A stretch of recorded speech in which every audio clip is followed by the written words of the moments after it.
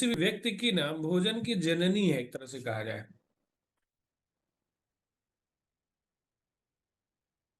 और कृषि के बारे में जो हमारे देश में एक रेशियो है, लगभग 80% जनसंख्या हमारी खेतों में यानी कृषि से आती है। कृषि प्रधान देश हमें बोलते हैं। और जब कृषि प्रधान देश बोलते हैं तो सारी चीजें कृषि से ही उत्पादित होती है। दूसरा, खाने के साथ साथ कृषि हमारी अन्य जरूरतों को भी पूरा करती है। कई तरह के इंडस्ट्रियल जो उत्पाद होते हैं वो भी कृषि से ही आते हैं। एक जनरल भाषा में कह सकते हैं कि दवा से लेके दारू तक सब कृषि से ही है। और जो है ना, भोजन से लेके रोज की रोजमर्रा की जरूरत भी कृषि से ही है। पुराने समय में या आज भी है, चटाइयाँ कृषि से ही बनती हैं, ताड़ के पत्तों से, वो भी कृषि का एक अंग है। या अन्य कुछ प्रोडक्ट हैं जो नारियल से बनते हैं। अन्य कुछ प्रोडक्ट हैं जो बांस से बनते हैं। तो डेली हमारे यूज में आने वाली चीजें जो है ना वो, और भोजन की जो आवश्यकता है वो सारी की सारी हमारी कृषि से ही बनती हैं, कृषि से ही मिलती हैं। और वही आज का विषय है। और विषय आज जाके जो बन रहा है वो प्रोडक्ट पे आके बन रहा है कि हम लोग कृषि में बढ़ोतरी लाने के लिए किस चीज का प्रयोग करें, जिससे खेत को भी आय हो और हमें भी आए। अर्थात कि अगर आप, जो आपके पास चार प्रोडक्ट हैं, उन चार प्रोडक्ट के बारे में आपको जानकारी हो ताकि आप आगे जानकारी दे सके, चाहे वो किसान को हो, चाहे वो सेल्स टीम को हो, जैसे। तो सबसे बड़ी चीज है कि पहले हम उसके बारे में अच्छी तरह से जानें।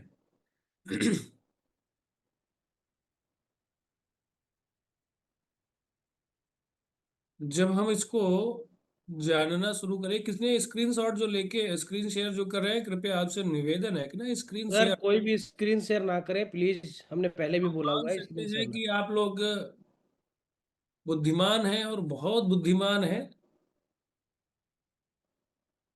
लेकिन इस समय जो कार्य है ना, वो मेन चीज जरूरी है कि कार्य को आगे बढ़ाएं, और आप लोग के सहयोग से। और आप लोग का सहयोग मांग के ही हम चल रहे हैं। तो इसलिए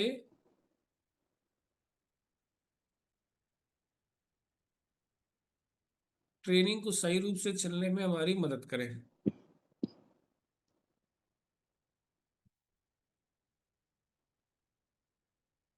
1 मिनट रुक जाइए।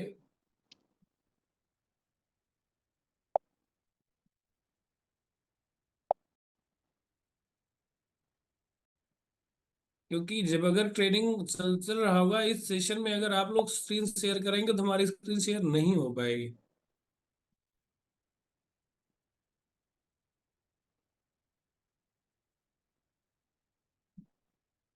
जी। तो जो हमारे चारों उत्पाद हैं, चारों प्रोडक्ट हैं, अगर आप लोग की इजाजत हो तो पहले प्रेजेंटेशन पे चलें, उसके बाद फिर बात चलती रहेगी, अच्छा रहेगा। कैसा कहते हैं कि हम पहले चारों उत्पादों के प्रेजेंटेशन पे चलते हैं? अपने थंब इम्प्रेशन से आप सहमति दीजिए। जी। तो जो हमारे पास चारों उत्पाद हैं, पहले हम उस पे चलते हैं।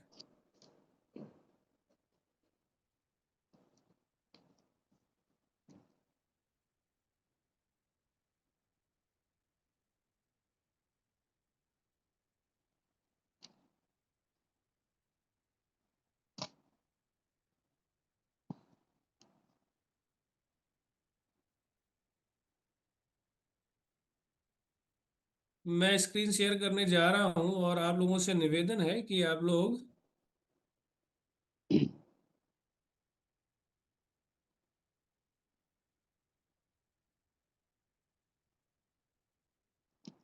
लोगों से स्क्रीन शेयर हुई?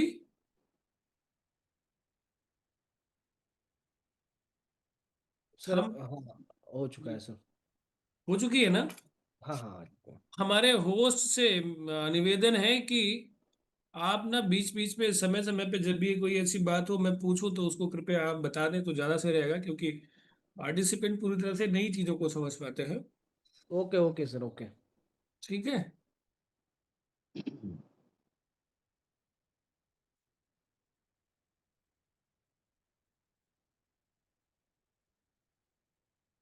हमारे पास जो प्रोडक्ट है सबको स्क्रीन दिख रही है, थंब इम्प्रेशन देंगे, अपनी सहमति दे। और बहुत अच्छा।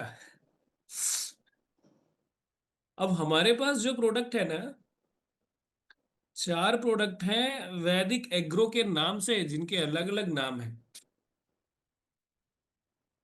वैदिक एग्रो भूबीटा, वैदिक एग्रो इको हरियाली, वैदिक एग्रो पीजीपीआर, और वैदिक एग्रो एग्रो 19। ये जो चार उत्पाद हमारे पास हैं, आज इनकी ट्रेनिंग रहेगी।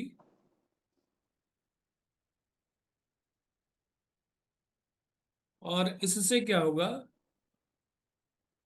कि आपको जो जानकारी लेनी है वो ये लेनी है कि आखिर में इन चारों उत्पादों से होता क्या है, इनका प्रयोग कैसे करना है, ये किन किन चीजों को मिलाकर बने हुए हैं, और इनका डोज खेत में कैसे करना है, डोज कैसे लेना है। तो आइए चलते हैं हम अपने चारों उत्पादों की तरफ, जिसमें पहला उत्पाद हमारा है बूबीटा, दूसरा है इको हरियाली, तीसरा है पीजीपीआर, और चौथा है एग्रो 90। इन पे विस्तृत रूप से आगे बढ़ते हुए हम सबसे पहले जो बात करेंगे वो करेंगे भूबीटा की, कि भूबीटा से क्या होता है। देखिए, भूबीटा को जो मुख्य घटक है वो ह्यूमिक एसिड है, फोल्विक एसिड है, वेंटोनाइट है, और मिनरल्स है, न्यूट्रिशियंस है, ये सारी चीजें इसमें मिली हुई है।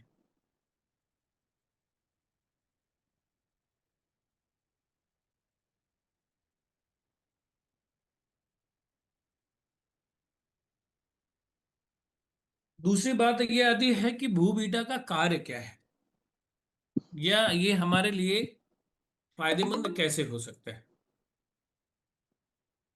उसको जानने के लिए बड़ा आसान सा बात है उसको जानने के लिए कि देखिए, किसान को सर्वप्रथम जो चाहिए होता है वो यही चाहता है कि उसकी जो मिट्टी है वो अच्छी रहे। मिट्टी अच्छी रहेगी तो फसल अच्छी होगी, और जब फसल अच्छी होगी यानी पौधे अच्छे होंगे तो फसल अच्छी होगी, और जब फसल अच्छी होगी तो उसको मुनाफा अच्छा होगा। उस मुनाफे के लिए, उस लाभ के लिए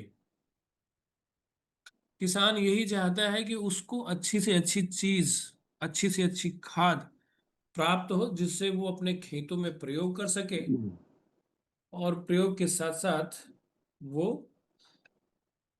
उससे अच्छा उत्पादन लेने के बाद अच्छी आय कमा सके। तो जैसा कि मैंने बताया कि भ्रू बीटा में क्या क्या मिला रहता है, यानी उस मिक्सिंग कैसे है उसमें, किन किन उत्पादों का मेल है भू बीटा के अंदर, जिससे हमारी जो मिट्टी है उसको लाभ प्राप्त होता है। ह्यूमिक एसिड, फॉल्विक एसिड, बेंटोनाइट, ये मुख्य घटक हैं जिसके अंदर मिनरल्स और न्यूट्रिशंस रहते हैं। अब मिट्टी को जो लाभ इससे होता है, आपको सीधी सी बात है कि मिट्टी में जब आप फसलें लेते रहते हैं, फसलों के लेते समय क्या होता है,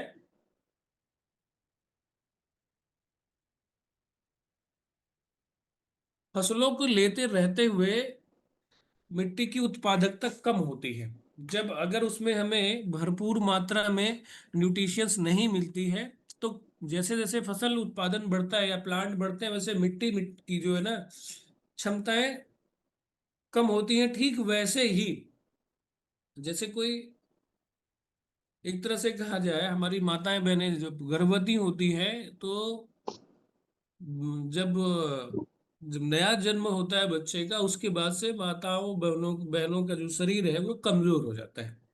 यहाँ जो मिट्टी हमारी है वो हमारी माँ की तरह है।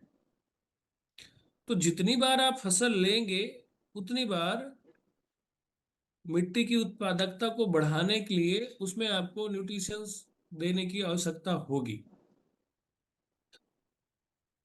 अब इसमें जो घटक मिले हुए हैं भूबिटा में, चाहे वो ह्यूमिक एसिड हो, जैसे ह्यूमिक एसिड होता है वो मिट्टी के जैविक कार्बन को बढ़ाने की प्रक्रिया में आगे आता है। फॉल्विक एसिड, बेंटोनाइट, ये सब कैल्शियम से लेके सारी चीजें, मतलब उसमें कम से कम 12 से 15 प्रकार के जो केमिकल्स होते हैं, केमिकल इन द सेंस जैविक रसायन जो होते हैं, वो मिट्टी को बढ़ाने के लिए होते हैं। जब हम इसका प्रयोग मिट्टी में करते हैं तो हमें उसका लाभ मिलता है। और इससे जब मिट्टी को लाभ मिलता है तो मिट्टी से जो पौधों को लाभ मिलता है, उसमें सबसे अच्छा कार्य होता है कि इसको डालने से जो पौधों का विकास है ना, उनकी जड़ों का विकास है, बड़ी तेजी से होता है। और जो मिट्टी में नमी की बात होती है ना, वाटर कंटेंट को बचाए रखने की क्षमता होती है, वो थोड़ा बढ़ जाती है। अब इसके बाद जो आता है कि हमारी इसकी उपयोग विधि क्या रहेगी, तो मिनिमम एक बार में मिट्टी की प्रिपरेशन में मिनिमम 4 किलो आप प्रयोग कर सकते हैं। और मैक्सिमम 10 किलो है प्रति एकड़ का जो रेशियो है, भू बीटा का आप प्रयोग कर सकते हैं। इसके बाद हमारे पास जो दूसरा उत्पाद आता है वो आता है इको हरियाली।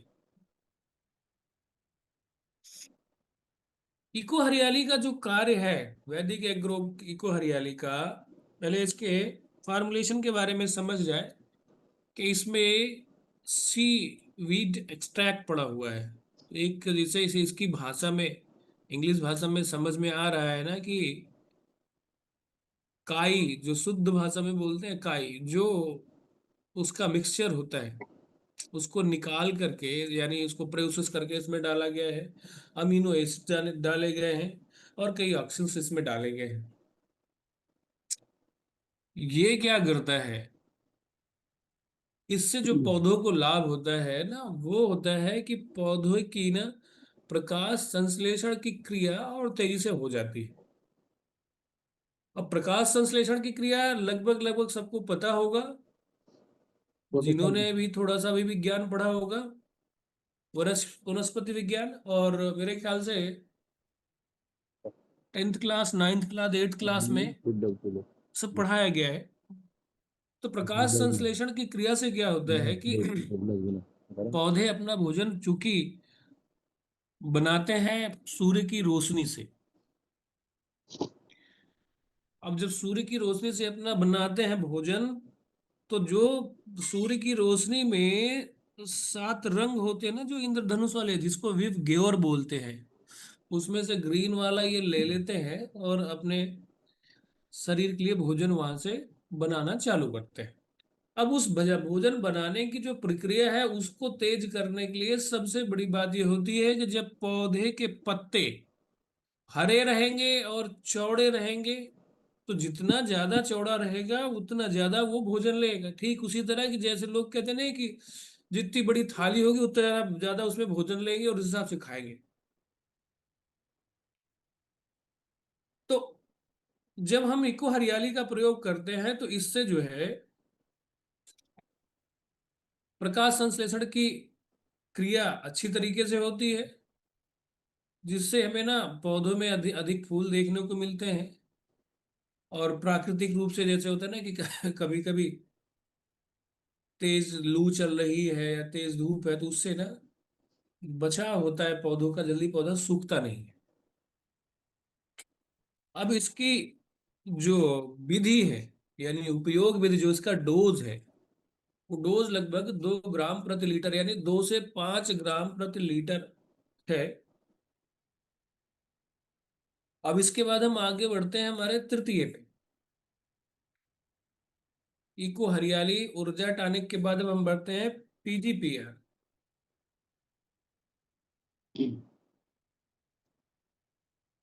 पीजीपीआर का जो मुख्य कार्य है ना वो है पौधे की जड़ों के अंदर जाके राइजोबियम को बढ़ाना, और जिससे ना पौधा मिट्टी से, हवा से, वातावरण से जो है ना नाइट्रोजन का को ले सके, फास्फोरस को ले सके, जड़ों में वृद्धि कर सके। और जो मिट्टी से होने वाली अन्य बीमारियां हैं, जैसे कई फंगस होते हैं, फंगिसाइड्स, वो सॉरी, कई फंगस रोग होते हैं, कई अन्य डिजीज होते हैं जो आ, कीड़े के रूप में आ जाते हैं, जड़ों से निकल घुसते हैं, और कभी कभी देखेंगे कि उसका पूरा का पूरा जड़ तना सारा खत्म हो जाता है।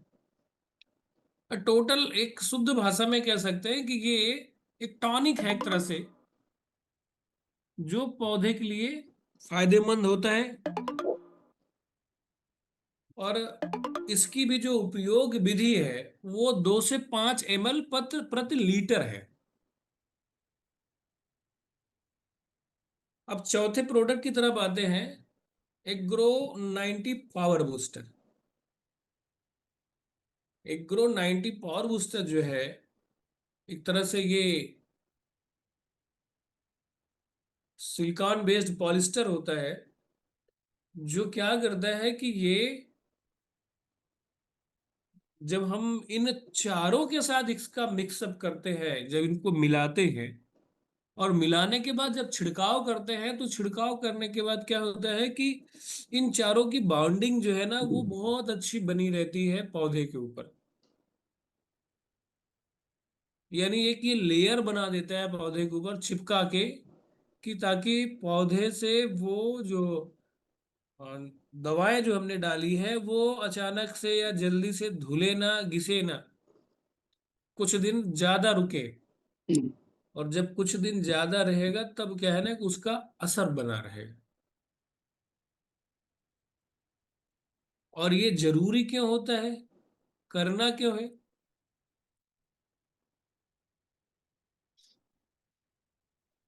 एक तो जो बारिश में होता क्या है ना, कभी कभी आपने दवा लगा दिया और अचानक से बारिश हो गई, और अचानक से बारिश होने के बाद फिर वो धुल जाती है। लेकिन जब हम इन दवाओं के साथ ना एग्रो 90 का प्रयोग करते हैं तो धुलती कम है, यानी चिपक जाती।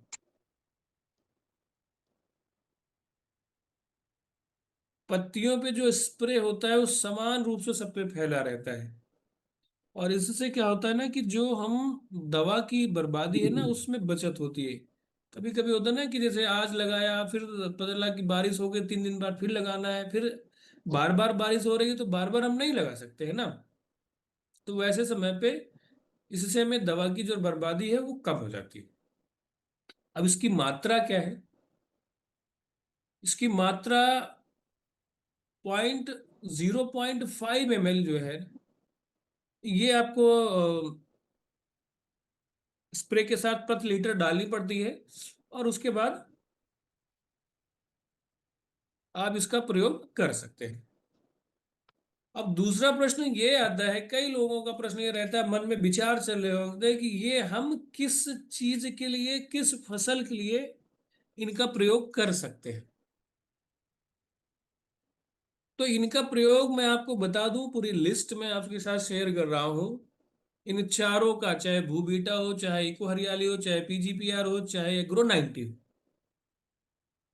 ये गेहूं, धान, मक्का से लेकर के सब्जियां, चना, अरहर, मूंग, उड़द दाल, सोयाबीन, आलू, प्याज, गन्ना, टमाटर, मिर्च, बैगन, केला, अंगूर, आम, पपीता, फूलों की खेती हो, जितनी भी सब्जियां होती है सब में इसका प्रयोग कर सकते हैं।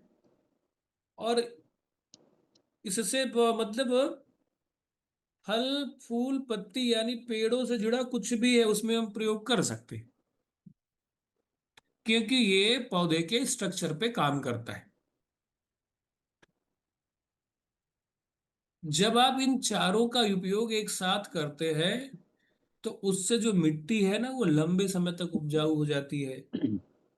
उसकी जो जल धारण क्षमता होती है ना, जल धारण क्षमता की, वाटर कंसिस्टेंसी को बढ़ा के रखता है, जिससे जो है जैविक सक्रियता बढ़ती है।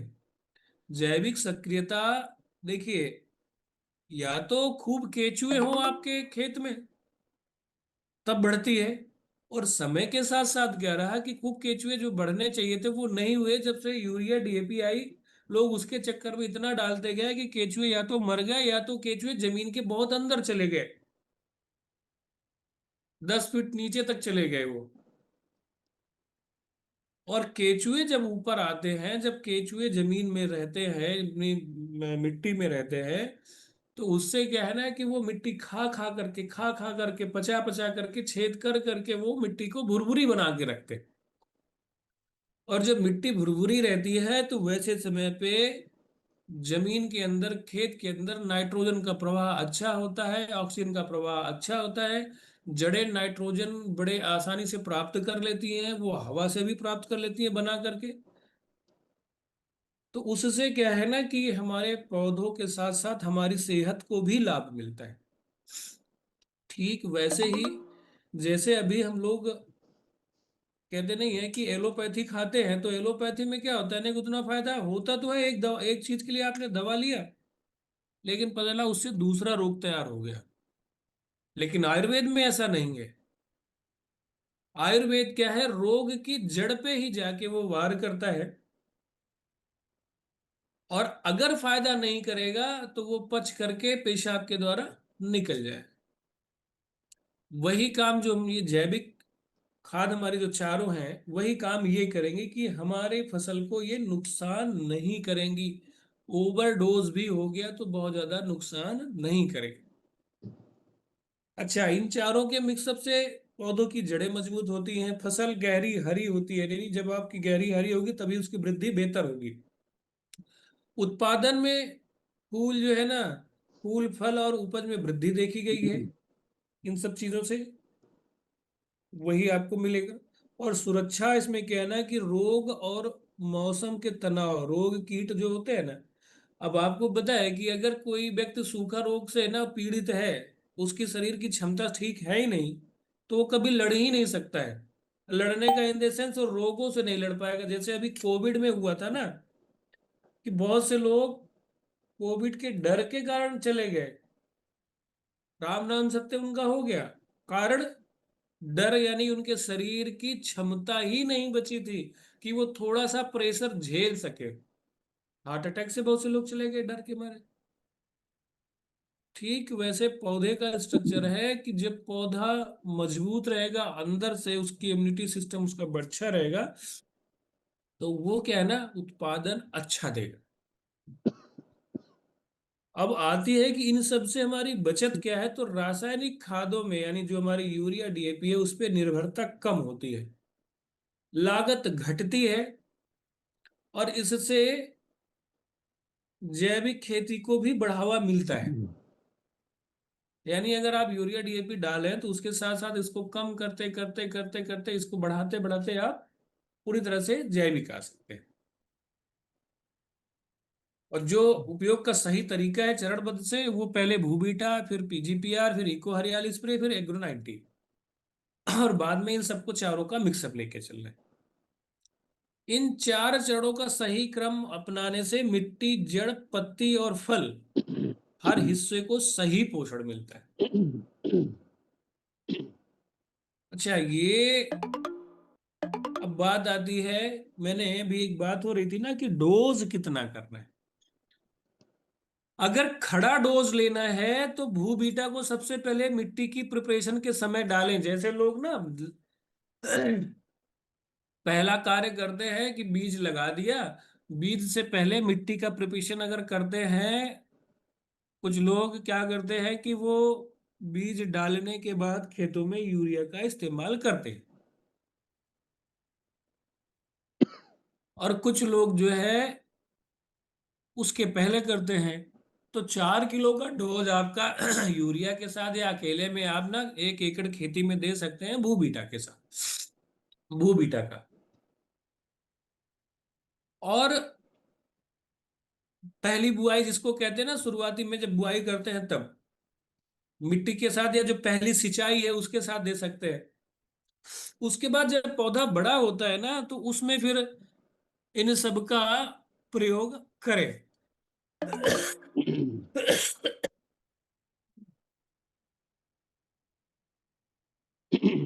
उसके लिए मैं एक आपको डोज बता रहा हूं, जो 16 लीटर उसका होता है। 16 लीटर जो हमारा पंप स्प्रे होता है ना, आप लोग कॉपी पेन लेके बैठे हैं तो अच्छी बात है, ताकि मैं आपको बता सकूं और आप लिख सकें डोज। कॉपी पेन आप सबके पास है? अपनी सहमति दीजिए थंब इंप्रेशन से।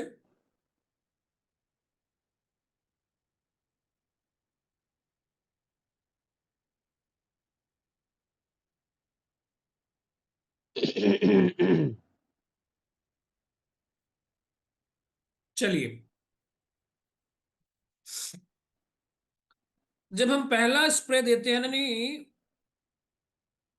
जब पहला स्प्रे यानी फोलियर स्प्रे देते हैं हम अपने पौधे को, कोई भी पौधा हो, मैं आपको बता रहा हूं, चाहे वो सब्जियां हो, चाहे वो दलहन हो, तिलहन हो, या रबी खरीफ जायद, तीनों की कोई भी फसलें हो सकती हैं।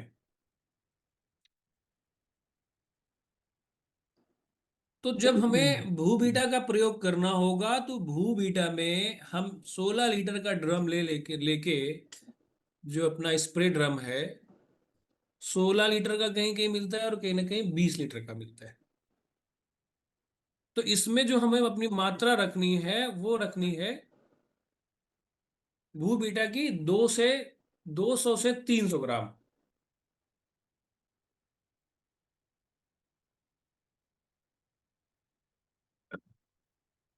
200 से 300 ग्राम हम रखेंगे भू बीटा 16 लीटर के ड्रम में। इको हरियाली हमें जो लगानी है ना, 300 ml से लेके 400 ml। इको हरियाली पाउडर में आता है तो वो 300, जो सॉरी 30 ml है, तो 30 ग्राम से 40 ग्राम रख सकते हैं। 30 ग्राम से 40 ग्राम इको हरियाली रखेंगे, 200 ग्राम से 300 ग्राम भू बीटा रखेंगे, और पीजीपीआर की जो मात्रा उसमें होगी वो लगभग 150 ml होगी।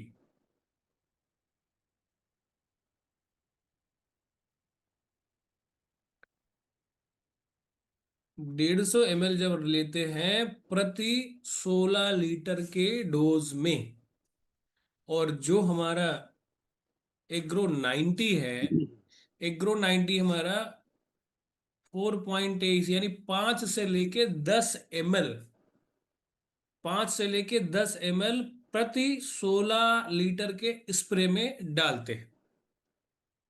मैं एक बार फिर से बताना चाहूंगा, फिर से आप ध्यान दे दें, लिखें इसको जरूर।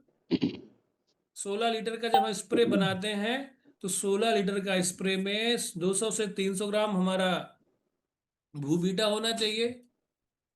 50 से 50 ग्राम हमारा इको हरियाली होनी चाहिए, और लगभग 150 ml से लेके 200 ml तक का हमें पीजीपीआर चाहिए, और 5 ml से लेके 10 ml तक में एग्रो 90 चाहिए। इसमें मात्रा जो है ना, ये 16 लीटर के लिए है। अब इसमें स्प्रे आप अधिक फसलों में 3 से 5 तक कर सकते हैं। पहली है कि हम पौधों पे करें, तो दूसरी है जड़ों पे भी करें। तो जड़ों पे भी की करना आवश्यक है और पौधों पे भी करना आवश्यक आवश्यक है। इसके लाभ होते हैं, जब आप देखोगे ना, जब पौधा बड़ा होता है तब उसके लाभ आपको दिखेंगे। इन्हीं के साथ मैं इसको पीपीटी को हटाना चाहूंगा। आप लोगों का सादर धन्यवाद। और अब जो प्रश्न आता है वो ये कि आपके मन में जो प्रश्न हैं, आप वो पूछेंगे तो मेरे ख्याल से अच्छा रहेगा। और आपके प्रश्नों से जितने भी लोग हैं, एक व्यक्ति के पूछने से, एक व्यक्ति जो भी प्रश्न पूछेगा उससे सबको लाभ होगा। तो मैं चाहूंगा आपके प्रश्नों का स्वागत रहेगा। और इसी के साथ में पीपीटी को हटा दिया मैंने। जी। जितने अभी पीपीटी के द्वारा या जो अभी लेक्चर में चल रहा था उसमें जो जो चीजें आपको समझ में ना आई हो, वो आप लोगों से अनुरोध है कि आप लोग जो है प्रश्न अगर मन में है तो पूछ सकते हैं, किसी भी प्रकार के।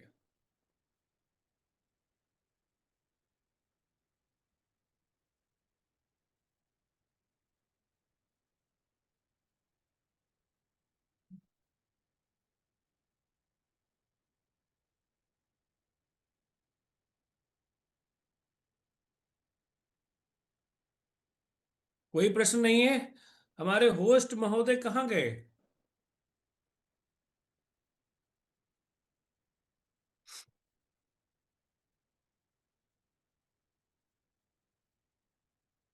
किसी के पास कोई प्रश्न ही नहीं है क्या?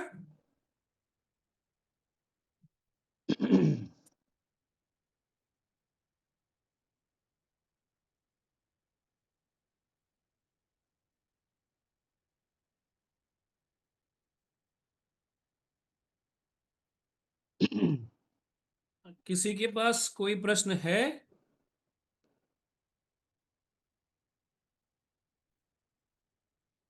प्रयोग कैसे करना है, या प्रिस्क्रिप्शन इसका क्या होगा, या इससे लाभ क्या होगा?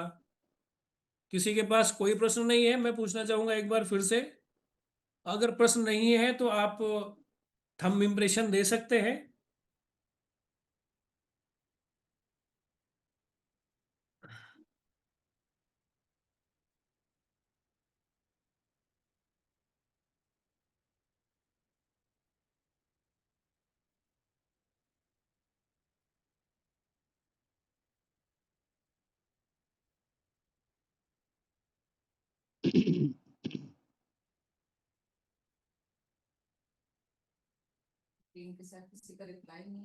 हाँ, किसी का रिप्लाई नहीं आ रहा है आप लोगों का।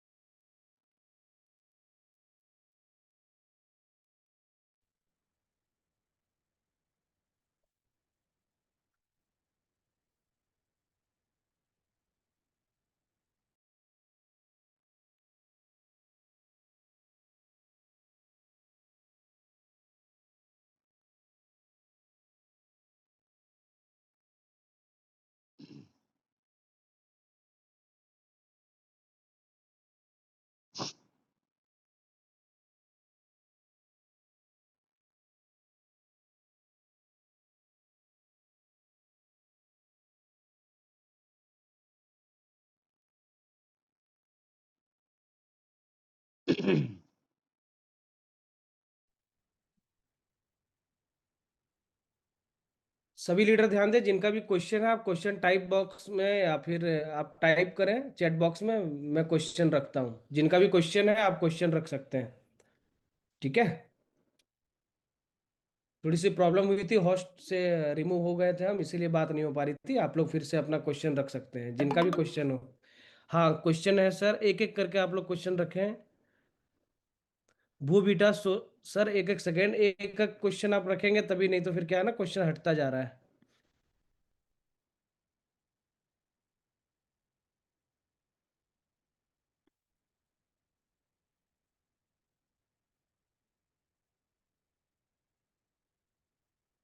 प्रोडक्ट का यूज करने का ईयर एक में कितना लाभ होगा, एक ईयर में कितना लाभ होगा?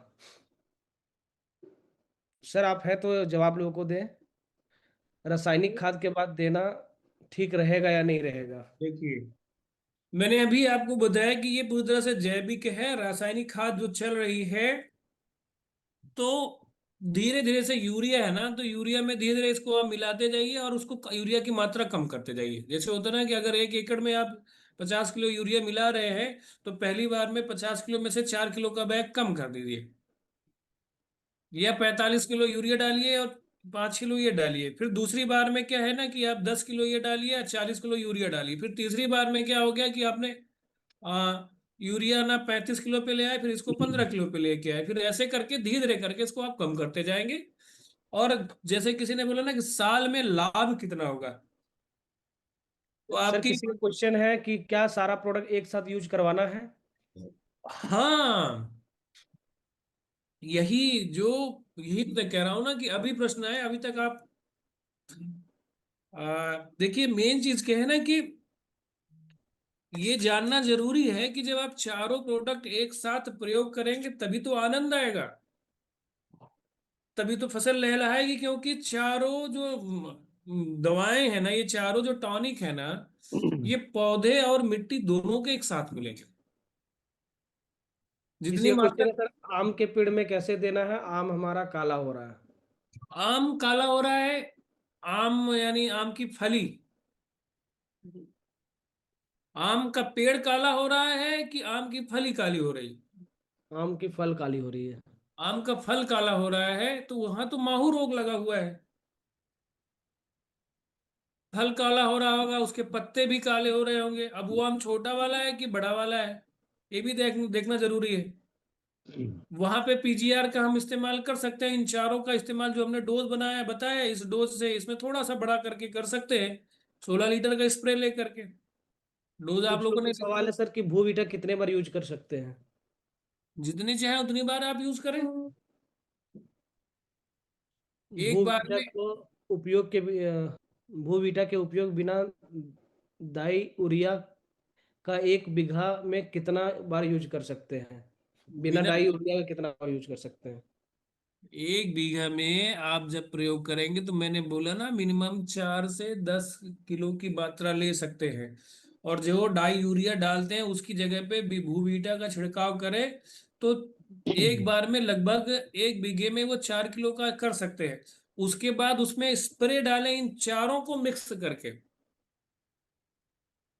16 लीटर का स्प्रे ले लें। और स्प्रे में भी जितना उसमें हो सकता है एक मात्रा लेनी पड़ेगी। कि जैसे होता नहीं कि 16 लीटर के एक स्प्रे में, 16 लीटर के एक स्प्रे में आपको ना 200 से 300 ग्राम जो है भूबीटा रहेगा, और लगभग 30 से 40 ग्राम इको हरियाली रहेगी, 150 ग्राम के आसपास पीजीपीआर होगा, और लगभग 5 से 10 ml के आसपास का आपका एग्रो 90 होगा। तो ये एक जो है ना 16 किलो का जो एक स्प्रे पंप हुआ, जितने स्प्रे पंप लगेंगे उस हिसाब से आपको लेना है। और मान के चलिए आपके उस 1 बीघे में 20 बिस्वे का बीघा है, तो उसमें आप मान के चलिए कि लगभग 12, हाँ 12 से 13 पंप लग जाएगा। तो उसमें जितनी मात्रा चाहिए उतनी मात्रा आपको खरीदना है। कुछ लोग का सवाल है सर, धान लगाने से पहले खेत और जमीन में खाद डाल सकते हैं या फसल लगाने के बाद भी डाल सकते हैं? दोनों समय डाल सकते हैं। जब धान लगाते हैं तो पौध लगाने से पहले, जब पौध तैयार हो जाती है, धान को जब डालने के लिए जाते हैं तो उससे पहले मिट्टी की प्रिपरेशन करके उसमें डाल सकते हैं। जब यूरिया डालते हैं तब उसके साथ मिक्स करके। और दूसरा, जब पौधा लगा दे, धीरे धीरे जब पौधा बढ़ने लगता है, पानी हल्का सा सूखने लगता है, तो वैसे समय पे इन चारों का मिक्सअप करके उनके ऊपर छिड़काव कर दे। कुछ लोग का सवाल है सर, पीजीपीआर की मात्रा आपके बताने अनुसार 1 एकड़ में लगभग 3 पीजीपीआर पड़ेंगे, क्योंकि 1 एकड़ में 4 से 5 टन की दवा डाली जाती है, जबकि 1 एकड़ के लिए पीजीपीआर बनाया गया है। 1 एकड़ के लिए पीजीपीआर बनाया गया है, फिर से जरा प्रश्न करें तो। पीजीपीआर की मात्रा आपके बताए अनुसार 1 एकड़ में लगभग 3 पीजीपीआर पड़ेंगे, हम्म। क्योंकि 1 एकड़ में 4 से 5 टन की दवा डाली जाती है, जबकि 1 एकड़ के लिए पीजीपीआर बनाया गया है। 1 लीटर बीजीपीआर में पूरी दुनिया से कमा लेंगे क्या ये? बहुत सीधी सी बात कहने वाली है कि अब मैंने अभी बोला कि आप कितने तरह की फसल लगा रहे हैं। मतलब जैसे प्रश्न में थोड़ा ऐसा लग रहा है कि जबरदस्ती थोड़ी कर रहे हैं उस पे। अब आपके पास है कि आपने मान लीजिए पालक लगा दी, तो पालक की खाने की क्षमता कम है, लेकिन वहीं आपने अरहर लगा दी, उसकी क्षमता बढ़ेगी ना। तो ज्यादा न्यूट्रिशन देना पड़ेगा ना। ये तो बात उसी तरह हुई ना कि जैसे होता ना कि अगर हम उत्पादन ज्यादा लेना चाह रहे हैं लेकिन बैकअप में कुछ लगाना ही नहीं चाह रहे हैं, ठीक उसी प्रकार है युद्ध में। तो हम खड़े हैं, तैयार हैं, लेकिन सही समय पे हमारे पास ना भाला, ना अस्त्र है, ना शस्त्र है। तो यहाँ जो 1 एकड़ का आ गया ना, 1 एकड़ का मतलब ये है कि कितने डोज उसमें दोगे, कितनी बार दोगे, कौन सी फसल है, ये भी जरूरी है जानना। अगर छोटी फसल है, यानी नरम फसलें हैं, तो उसमें एक ही कर लो, कोई दिक्कत नहीं। लेकिन अगर कुछ भारी लोगों का फसलें हैं सवाल है तो सर, हरियाली के स्प्रे ज्यादा अच्छा है या छिड़काव करना अच्छा रहेगा? स्प्रे सबसे अच्छा है। छिड़काव को इंग्लिश में स्प्रे ही कहते हैं। अब ये क्या है कि दानेदार छिड़कने के लिए, हाथ से छिड़कने के लिए वो सही है कि पंप से छिड़कना अच्छा है। सर भूवीटा सॉलिड में है, सर भूवीटा को स्प्रे नहीं करना है। कुछ लोगों का सवाल है भूवीटा को कैसे स्प्रे करें, तो भूवीटा को स्प्रे नहीं करना है। अरे भाई, भू बीटा इको हरियाली, जब इनको 1 लीटर पानी में उतनी मात्रा डालेंगे, थोड़ी देर के लिए छोड़ेंगे तो ये घुल जाएगा उसमें, और घुलने के बाद फिर स्प्रे पंप पंप में डाल देंगे, तो वो सबसे आसान होता है। आप अगर इससे इस तरह से करेंगे तो आपको बचत होगी और पौधे में वृद्धि होगी। क्यों? क्योंकि जब आप भू बीटा और इको हरियाली को लेकर के पीजीपी और एग्रो 90 के साथ जोड़ेंगे, तो वो सबकी एक, एग्रो 90 सबकी एक बाउंडिंग बना देगा। पॉलिस्टर बेस है, वो सिलिकॉन पॉलिस्टर बेस है। तो उसके बाद जब आप उसका छिड़काव करेंगे पौधों पे, तो वो क्या ना, उसमें पौधे में चिपक करके ज्यादा दिन चलेगा। ठीक उसी प्रकार जैसा किसी को चोट लग जाती है तो उसको जब दवा लगाने के बाद ऊपर से पट्टी बांध देते हैं, वही काम एग्रो 90 करता है। कि आपने तीनों दवाओं को ले लिया तो वो चिपका के रखेगा, भागने नहीं देगा, और उससे क्या होगा, पौधे की ग्रोथ बढ़ेगी और मिट्टी की ग्रोथ बढ़ेगी। जी। बिना डाई यूरिया की खेती के लिए 1 बीघा में कितना भूवीटा लगेगा? ये तो हो गया सर। ये एक तो क्वेश्चन आप लोग डबल ना पूछें। सर बात यह है कि लागत ना बढ़े और उत्पादन भी कम ना है, तभी किसान लेंगे। ठीक क्या है। चीज? लागत भी नहीं बढ़े और उत्पाद भी बढ़ जाए, तभी किसान हमारे लेंगे। ये ये दरअसल जो ये इस तरह का प्रश्न है, ठीक है, काम मत करो, घर में बैठे रहो, सीधी सी बात है, एक बार कमाई करके छोड़ दो, उसके बाद आगे जीवन चलना ही नहीं है। लागत ना बढ़े, उत्पादन मतलब कमाई ज्यादा आ जाए, मेहनत ना करने पड़े, तो भैया फिर तो 8 साल की गुलामी के बाद भी अगर अभी नहीं सीखोगे तो बेकारी है। जितना आप आगे बढ़ोगे, अभी दुनिया भर के सपने आप लोग देखते हो कि आगे बढ़ते ही अच्छे लीडर बनेंगे, हम अच्छा काम करेंगे, तो उसके बाद क्या होगा कि हम अच्छी गाड़ी भी लेके चलेंगे। गाड़ी अच्छी चाहिए, धन अच्छा चाहिए, मेहनत अच्छा नहीं करना है। तो ये आप भूल जाइए, जब आप कुछ आगे लोगों का बढ़ेंगे। सवाल है सर कि भूवीटा में कौन कौन सी जड़ी बूटी मिली हुई है? फॉल्विक एसिड है, ह्यूमिक एसिड है, बेंटोनाइट है, और जो है ना, न्यूट्रिशियंस है उसमें। ये जड़ी बूटियां हैं जो ये पूरा कुछ मिट्टी लोगों का से। सवाल है सर कि जो भूमि उपजाऊ नहीं है उसमें क्या करें, जो पूरी जो बंजर हो चुकी है? जो बंजर हो चुकी है, तो सबसे पहले उसकी जुताई करने के बाद उसमें भूवीटा डलवा दें, और भूवीटा डलवाने के बाद उसकी टेस्टिंग करवा लें। जुताई से पहले एक बार टेस्टिंग कराएं, उसके बाद भूवीटा डालने के बाद फिर दोबारा टेस्टिंग करें जुताई के बाद।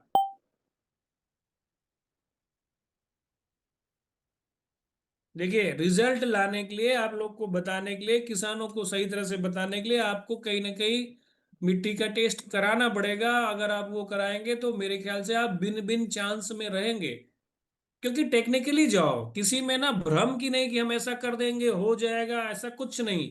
सीधी सी बात, मिट्टी की जांच कराइए, मिट्टी की जांच में उसका जो पीएच निकल के आता है वो देखिए। नहीं समझ में आता तो अगली मीटिंग में आप लेके आइए, मैं बता दूंगा उसको कैसे करना है। उसके बाद फिर आप अपना भू बीटा डालिए, उसके बाद चारों उत्पाद डालिए, और डालने के बाद 15 से 20 दिन में फिर से टेस्ट कराइए। तो दोनों का फायदा निकल के आएगा। अब आप बताइए कि ये रिजल्ट है, सीधी सी बात है। कुछ लोगों का सवाल है सर, फिर वही दोबारा सर, 16 लीटर की टंकी में 150 ml पीजीपीआर बहुत ज्यादा कॉस्ट बन जाएगा। ये सवाल पहले भी आ चुका है। ये बेचने वाले हैं कि लगाने वाले हैं? ये बेचने वाले हैं इसीलिए। ये बेचने वाले हैं, तो फिर उसके बाद ये बताइए, 150 ml का ज्यादा बन जाएगा तो पहले एक बार दोगे तो डोजेस जो है, आगे बेचना नहीं, क्या एक ही बार पीजीपीआर बेच दोगे, उसको बताना। मैंने अभी आपको क्या बताया कि वो पौधे पे निर्भर करेगा। ये एक मिनिमम डोज है।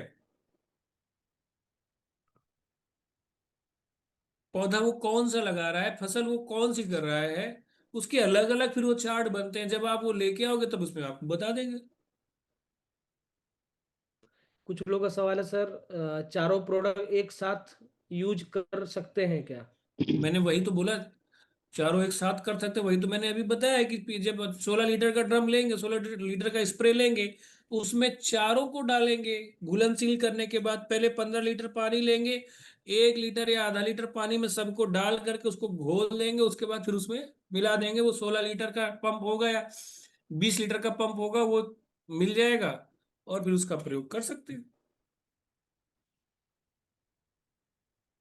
बाकी सबका सवाल लगभग लगभग सेम है। और सभी लीडर को मैं बता दूं सर, अभी हमारा प्रोडक्ट भू सॉरी एग्रीकल्चर का फर्स्ट सेशन हुआ है। और आपको भी पता है कि एक सेशन के अंदर हर चीज़ क्लियर नहीं हो सकता है। जब आप बार बार इस ट्रेनिंग को लेंगे, पढ़ेंगे, सीखेंगे, तो 100% कि आपकी हर डाउट, हर क्वेश्चन खत्म हो जाएगी। आप लोग जो लिखे होंगे, जो नोट डाउन किए होंगे, उसको जरूर पढ़िए। बाकी आप धीरे धीरे जब ग्राउंड में जाएंगे तो ऑटोमेटिक हर प्रोडक्ट की नॉलेज आपके पास ऑटोमेटिक आ जाएगी। जैसे जो ये प्रश्न आते हैं ना कि ये महंगा हो रहा है, ये ज्यादा है, तो ऐसे समय पे यानी व्यक्ति ने पीछे काम नहीं किया है। पहली चीज, वो प्रोडक्ट लेके अपने पास सिर्फ बैठा हुआ है, उसके मन में ये चल रहा है, वो दूसरों की बातों को खुद में डाल करके खुद वो प्रश्न कर रहा है। जीवन का ये सच है, पैदा तो नंगे हुए हो लेकिन मरो नहीं, वैसा ये जीवन का सच है। और जो नंगे पैदा होने के बाद कहते नहीं कि गरीब पैदा हुए हो गरीब मरो नहीं, ये जीवन का सबसे बड़ा सच है। और इसकी कितनी भी जीती जागती मिसालें हैं समाज में। सपने यहां देखे जाते हैं, महत्वाकांक्षाएं यहां बनाई जाती हैं, लेकिन कार्य ग्राउंड पे किया जाता है। जब आप जो अपना कार्य ग्राउंड पे करेंगे तो वो दिखेगा, और जब वो दिखेगा तभी आप फिर आगे बढ़ोगे। लेकिन जब कार्य ही नहीं करोगे, कर्म ही नहीं करोगे, किसी को एक पीजीपीआर की जरूरत है, नहीं कोई बात नहीं, 4 उसको दीजिए, 4 खेती की व्यवस्था कराइए उसकी। हम जैविक दे रहे हैं, केमिकल नहीं दे रहे हैं। ह्यूमिक एसिड, फॉल्विक एसिड और बेंटोनाइट, ये जो है ना पूरी तरह जमीन से निकल के आते हैं, इनसे जैविक कार्बन बनता है। जो जैविक कार्बन मिट्टी के लिए बहुत अच्छी होती है, जिससे मिट्टी की उत्पादन क्षमता बढ़ी रहती है। इससे केचुए आकर्षित होते हैं, केचुए ऊपर आते हैं। यूरिया क्या करती है, वो सब मार देती है। यूरिया से एक बार में, 2 बार में उत्पादन तो हो गया, लेकिन बार बार उत्पादन उतना नहीं ले सकते हैं, बाद में उसका असर पड़ेगा। असर कहाँ पड़ेगा? Kidney failure, heart failure. असर कहाँ पड़ेगा? डायबिटीज, हाइपरटेंशन, प्रेशर ज्यादा लेने से। चलते चलते मर गए, कुछ पता ही नहीं चला। एक बहुत बड़ी घटना अभी आपको बता रहे हैं, नए नए युवा युवा लोग मरते हुए जा रहे हैं खान पान की वजह से। और उसमें सबसे बड़ा कारण यही आ रहा है ना कि जैसी धरती वैसा अन्न और वैसा मन। तो धरती अच्छा बना के रखोगे, अच्छा उत्पादन होगा, अच्छा खाओगे तो अच्छा जियोगे। आप लोग के ही घरों में अगर देखोगे, दादा या परदादा की बात करेंगे तो हर कोई अपना 100 साल जीवन जी के गया। लेकिन अभी आप 50 सालों के बाद या 70 सालों के बाद देखोगे तो लोगों की एवरेज आय 60 साल, बहुत अत्यधिक 70 तक जाते जाते जय जय श्री राम उनका हो गया। और वो कारण यही रहा कि जो भोजन की व्यवस्था थी, उन्होंने अपनी व्यवस्था किसी और को दे दी। ज्यादा पाने के चक्कर में यूरिया डालना चालू किया, और जब सुख लेने की बात आई तो पता चला वो जा चुके थे। एक केस हिस्ट्री में बता दे रहा हूँ, ताजा ताजा केस हिस्ट्री है, सबकी नजर में होगा। मुलायम सिंह यादव जी के पुत्र, छोटे पुत्र प्रतीक यादव जी का अभी देहावसान हुआ है। हष्ट पुष्ट थे, हृदय में संक्रमण आ गया, कहा जाता है हल्का। अच्छी बॉडी बिल्डिंग करते थे। तो बॉडी बिल्डिंग अच्छी करनी है वो बहुत अच्छी बात है, लेकिन उसके साथ जो हम न्यूट्रिशियंस ले रहे हैं ना, वो भी जैविक हो, ये और अच्छी बात है। इसीलिए हमारे देश की परंपरा में किचन में ही बताया गया है, सारी औषधियां हैं। शरीर के लिए। और जितने भी मसाले हैं ना, ये कहीं ना कहीं हमारे शरीर के लिए दवाओं का काम करते हैं। नहीं तो आप देख लो, बहुत सी दवाएं ऐसी है जिसमें आपको यही चीज मिलेगी जो डाली जाती है। एलोपैथी में जैसे किसी भी गैस का रोग, किसी को गैस की प्रॉब्लम है, तो गैस की जो टेबलेट बनती है ना, उसमें 99% लहसुन का ही सत होता है इस्तेमाल। एलोपैथी में भी कहीं भी इस्तेमाल करिए। एग्रीकल्चर में अच्छे से अच्छी अगर शराब भी बनती है ना, जो भी आप जितने भी रिस्ट आते हैं आपको, अशोका रिस्ट, अश्वगंधा रिस्ट, जितने भी रिस्ट आते हैं आयुर्वेद में, वो भी कहीं ना कहीं अल्कोहलिक होता है। किससे? पौधे से बनाया जाता है। क्योंकि पौधे में ना, पौधे ने से हमें हमें तीन प्रकार की दवाएं प्राप्त होती है, तीन तरह से, तीन तीन रूपों से। पहला पाउडर, यानी सुखा करके पाउडर, क्वाथ और अर्क। क्वाथ होता है जैसे हम चाय बनाते हैं ना, पौधे को डाल करके उसमें उसको खौला लें तो उसका क्वाथ बन गया। पौधे पौधे को खौला करके उसका भाप ले लें तो वो अर्क हो गया। पौधे को सुखा करके उसका पाउडर ले लें तो वो पाउडर हो गया। ये आयुर्वेद की विधा है, ये एग्रीकल्चर की विधा है। इसको और प्रोसेस्ड करके लोग फिर आयुर्वेद से के बजाय फिर एलोपैथ में ले जाते हैं। और जब वो और प्रोसेस्ड करते हैं तो उसमें केमिकल मिक्स करते हैं। तो केमिकल मिक्स करने में क्या होता है कि वो पर्टिकुलर किसी एक चीज के लिए दवा बन तो जाती है, लेकिन वो रोग के जड़ को नहीं खत्म करती।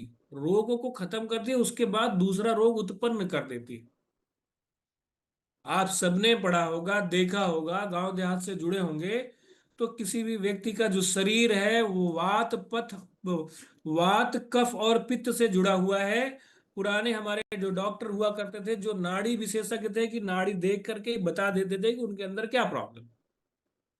और आयुर्वेद में वो पौधों की जड़ों से लेके, पत्तों से लेके, इन सब का प्रयोग करके बताते हैं कि इनको प्रयोग करो, ताकि वात पित्त कफ का नाश होगा। समय के अनुरूप ये बदलता है। और उसी तरह कृषि में आके जाके जो बनता है कि जब समय अनुरूप समय बदलाव होता है, रबी खरीफ और जायद जो मैंने बोली है, रबी खरीफ जायद में अलग अलग फसलें आती हैं। हमारे देश में ही है ये, सबका मौसम में बदलाव अप डाउन होता रहता है। उसी हिसाब से फसलें होती हैं और उसी हिसाब से डोज सेट होते हैं।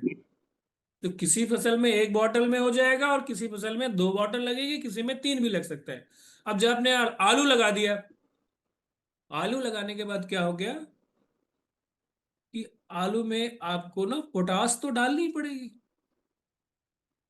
क्योंकि वो जड़ वाली फसल है, वो कंद वाली फसल है जो नीचे बनती है। प्याज हो गई, प्याज में पोटास का इस्तेमाल तो करना ही पड़ेगा क्योंकि वो जमीन में ही खड़ी हो रही है। लेकिन उसकी जो वेजिटेटिव ग्रोथ है, वेजिटेटिव ग्रोथ यानी जो ऊपर का भाग है, वो प्रकाश संश्लेषण क्रिया से बना रहा है।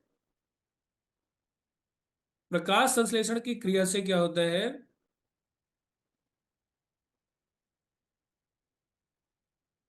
वीडियो किसने ऑफ कर दिया भाई?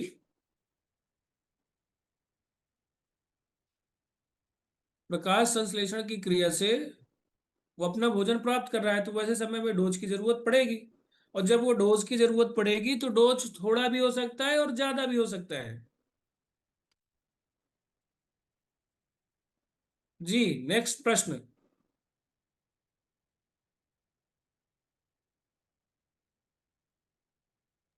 सबका क्वेश्चन लगभग क्लियर हो चुका है सर, और लगभग जो भी क्वेश्चन आ रहा है सब सेम ही है, रिपीटेड क्वेश्चन ही आ रहा है जो भी है। मेरे द्वारा बताए गए प्रश्नों से आप संतुष्ट हैं सुमित जी? हाँ जी सर, क्लियर है, बाकी कोई नहीं। नेक्स्ट जब भी और मीटिंग होता जाएगा, जो भी डाउट्स होंगे लोगों के क्लियर होंगे। बिल्कुल। किन्हीं का यदि कोई सवाल है तो आप लोग अपना सवाल रख सकते हैं। सर एक्सट्रैक्ट कैसे निकालना है? सर एक्सट्रैक्ट हमें नहीं निकालना है। सर मिट्टी का पीएच कितना होना चाहिए? किसी का सवाल है सर, मिट्टी का पीएच कितना होना चाहिए? बहुत अच्छी बात है। मिट्टी का पीएच, अगर आपका ना जर्नल खेती के लिए, सब्जियों के लिए, फलों के लिए जो होती है, नॉन कॉमर्शियल की बात करें तो जितनी भी सब्जियां होती हैं लगभग 6.5 से 7.5 के बीच में होना चाहिए। इवन 5.5 के बाद से लेकर 7.5 के बीच में होना चाहिए। ये सबसे अच्छा रहेगा। सर सवाल फिर से आ रहा है सर, चार प्रोडक्ट को घोल के लिए घोल के लिए कितना टाइम दे, मतलब घोल के कितना टाइम दे। चारों प्रोडक्ट घोलने के बाद आप जो है ना, मैंने बोला न्यूनतम 3 बार, अधिकतम 5 बार। फसल के हिसाब से, अब कोई फसल 3 महीने की है तो 3 महीने की फसल में पहला जो फाइलर स्प्रे स्प्रे होता है, फाइलर स्प्रे ये होता है कि लगाने के तुरंत बाद दे देना। तो वो क्या है ना कि पौधा आपकी सुरक्षा में आगे बढ़ता हुआ बढ़ेगा। और उसके बाद जो है, बात आती है कि जैसे पौधा बढ़ा, वेजिटेटिव स्टेज पे आया, तो वैसी कंडीशन पे फिर एक स्प्रे दे दे। बड़ा हुआ पौधा जब बढ़ता हुआ जाएगा तो एक दे दे, जब उसके पास फूल और फल आने लगेंगे तब उस समय दे दे। फूल आते समय थोड़ा सा रुकना होता है, फल आ जाए तब एक बार दे दे, बस हो गया। तब तक फिर हार्वेस्टिंग का समय आ गया।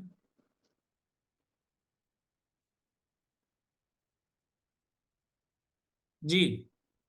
कुछ लोगों का सवाल है सर, मतलब कितने टाइम में वो घुल जाएगा एक टंकी में। इतने टाइम में लग जाए घुल जाएगा मतलब 15 मिनट, सारे आधा प्रोडक्ट को घंटा। घुलने में कितना टाइम लगेगा। 15 मिनट, आधा घंटा, नहीं घुले तो उसको फोड़ देना, हो गया, सिंपल सी बात है। 1 लीटर पानी में डाल करके उसको घोल देना। और वैसे भी जब आप 1 एकड़ में जैसे करोगे तो 1 एकड़ में सीधी सी बात है, 100 ग्राम 200 ग्राम से काम चलेगा नहीं, लगभग 1 किलो का काम चलेगा। 1 किलो से लोगों दो का किलो सवाल है सर कि हमें डीएपी बिल्कुल भी नहीं डालना है, क्या करें। तो इसी के ऊपर डिपेंड हो जाओ, सीधी सी बात है। अगर आपने फसल काट ली है, नई फसल डालने के लिए जा रहे हैं, तो आप डीएपी बिल्कुल मत डालिए, यूरिया बिल्कुल मत डालिए, पहले इसका स्प्रे कर, इसी से चालू करिए। इसके स्प्रे बढ़ा दीजिएगा, मात्रा इसकी बढ़ानी पड़ेगी आपको फसल के हिसाब का से। सवाल है सर, फूल की खेती में क्या क्या डालना है। फूल की खेती में सारी चीजें डाल सकते हैं। मैंने शुरू में बता दिया था कि ये जो चारों चीजें हैं इनके डोज प्लांट स्ट्रक्चर पे हैं। प्लांट स्ट्रक्चर बोले तो कोई भी प्लांट होगा, वो उसकी ये जो चारों काम करेंगे, जड़ में काम करेंगे, तने में काम करेंगे, पत्ते पे काम करेंगे, फ्रूट्स और फूल सब में काम करेंगे। कुछ लोगों का सवाल है सर, यदि पौधे में कीटनाशक लग गए तो उसमें कौन सा प्रोडक्ट यूज करें। कीटनाशक लग गए, कीड़े लग जाते हैं ना वो। कीड़े लग गए ना, तो कीड़े को खत्म करने के लिए कीटनाशक डालते हैं। हाँ। तो कीड़े लग गए हैं तो सबसे अच्छी बात है उसमें ना, नीम का आता है ना, नीम का आपको बाहर से भी ले सकते हैं और आप मंगा भी सकते हैं। नीम का पाउडर, नीम का तेल, उसका इस्तेमाल करें, स्प्रे के साथ मिक्स करके डाल दें, वो बहुत अच्छा रहेगा।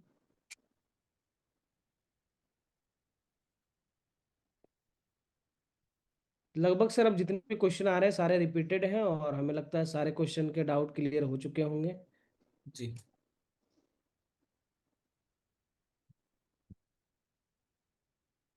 एक लास्ट सवाल है सर, हमारे पौधे में फ्रूट छोटे में गिर जाते हैं, कौन से प्रोडक्ट दें। बहुत सुंदर, पीजीआर डालिए। छोटे में जो पौधे फ्रूट फ्रूट गिर रहे हैं ना, उसमें आयरन कैल्शियम की कमी है। चारों का मिक्स करके डालोगे तो बहुत अच्छा रहेगा, क्योंकि फॉल्विक एसिड आपका जो है ना, फॉल्विक एसिड और ह्यूमिक एसिड आपका भू बीटा में है, पीजीपीआर में राइजोबियम वगैरह है, तो ये ना चारों मिक्स करके डाल दो। हाँ, कुछ का सर सवाल है जैसे कि सर अपने पास कीटनाशक के कोई प्रोडक्ट नहीं है क्या, और उसी का जवाब सेम आया हुआ है। कीटनाशक के साथ एग्रो 19 फास्टेस्ट रिस्पॉन्स दे रहा है, तो हाँ आप इसे यूज कर सकते हैं। एग्रो 19 आप इस्तेमाल कर सकते हैं। ये सिलिकॉन बेस्ड है, लेकिन बहुत जल्दी ही हम जो है ना, एक बहुत जल्दी 5वां प्रोडक्ट आपके पास आना चालू हो जाएगा, नीम का, जो है ना, जो आपके लिए कीट रोधक का काम करेगा, कीटनाशक का काम नहीं करेगा। क्योंकि हमारा ये मानना है ना, कीट रोधक से क्या होगा ना, कीड़ों को ना डाइवर्ट कर दो, उनको मारो नहीं। क्योंकि कहीं ना कहीं कभी कभी वो हमारे लिए फायदेमंद होते हैं, और उनको मार दिया, कहते ना कि कभी कभी दुश्मन भी फायदेमंद होता है, इसलिए हर किसी से लड़ाई झगड़ा नहीं करना चाहिए, सबसे बना के रखिए। तो ये जो यूरिया और कीटनाशक जो होते हैं ना, ये क्या करते हैं, एक बार डाल दिया, मार दिया, तो उससे बहुत से कीड़े मर जाते हैं, जो हमारे मित्र कीट हैं वो भी मर जाते हैं। मित्र कीट क्या काम करते हैं, वो पॉलिनेशन की प्रक्रिया बड़ी अच्छी कर देते हैं। वो एक फूल से दूसरे फूल पे जाते हैं, तो जो पौधों में निषेचन क्रिया होती है, निषेचन क्रिया को शुद्ध भाषा में बोले, जब इंटीमेशन होता है नर फूल और मादा फूल से, तो उससे क्या होता है, फ्रूट अच्छे निकलते हैं, फल अच्छे निकलते हैं। लेकिन कीटनाशक का प्रयोग करके हम सबको मार देते हैं। किसी का सवाल है सर कि फसल पीला हो गया तो उस पे क्या करें? फसल पीला हो गया तो या तो पानी की कमी है या तो कैल्शियम की कमी है उसमें। आप ये भूबीटा वो डालो, इको हरियाली डालो आप उसमें। चलिए ठीक है, फिर आज का प्रोडक्ट सेशन हम लोग यहीं पे क्लोज करते हैं, क्योंकि अभी नेक्स्ट सेशन भी इस जूम पे चलना है। तो मुझे लगता है आप सबके डाउट क्लियर हुए होंगे। और आज हमारा फर्स्ट मीटिंग है, तो आप घबराएं नहीं। ये हमारा अंतिम नहीं है, ये हमारा शुरुआत है। इसलिए आप लोग परेशान ना हो कि सर मेरा सवाल रह गया है। नेक्स्ट अभी बहुत सारे सेशन होने हैं। कंपनी हम सब के लिए बहुत सारे ट्रेनर हायर किए हुए हैं। तो आप लोग परेशान ना हो। अब हर मंथ में हमें एग्रीकल्चर का ट्रेनिंग मिलेगा। तो अब हम लोग यहाँ से विदा लेंगे, और अपने ट्रेनर जो आज हमें बहुत शानदार नॉलेज आज दिए हैं, सर को हम लोग धन्यवाद देंगे, और इस ट्रेनिंग को ख़त्म करेंगे और फिर से हम लोग निकलेंगे फील्ड में।